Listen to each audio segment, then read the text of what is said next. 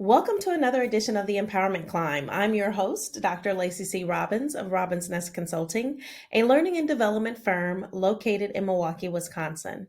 We're so delighted to be able to partner with you on things such as results-based consulting, facilitated learning, as well as collaborative coaching. And in this particular episode of the Empowerment Climb, we're picking up where we left off, talking about why your employees are miserable, but more so what you can do as a leader to start to change it. Now, as a reminder, we are basing our thoughts and comments coming from Gallup's State of the Workplace report from 2022. Now, this report goes well beyond just the basics of burnout, but really thinking about how our employees are experiencing the world of work around them, their workplace culture, as well as the workplace civility, and how it's really weighing them down. And so remember, the number one thing that people expressed concern about was feeling that they were just not being treated fairly on the job.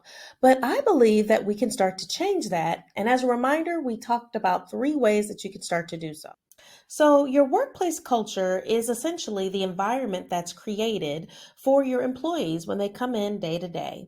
It's also something that can be cultivated, and ways that we can start to do that are really by establishing those diversity initiatives, but more so promoting inclusive practices. So, let's break down the first part of this. The best way that you can find out is if your diverse practices are even working, those diversity initiatives, is to benchmark it. Start asking questions of the employees that come in day to day. So when partnering with Robbins Nest Consulting, one of the things that we come in and do is starting with a DEI survey. So when surveying the employees, we gather employees' perceptions because, as you know, perception is reality.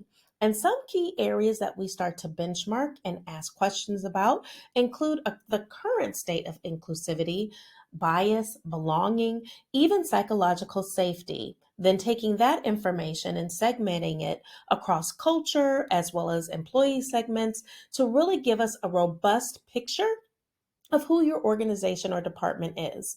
Then, using all that information, we don't just stop there. We then use analysis to come and create a formal report for you so that we can then use that information to partner together and create a plan, a program, or even an action strategy steps that can help to fortify even stronger culture and create and cultivate stronger culture for the teams that you serve and work with day to day. We really look at this data as an opportunity for us to continue to grow and partner together. Did you enjoy this particular episode of the Empowerment Climb? Please be sure to share it with another leader that you know who could use this information on today.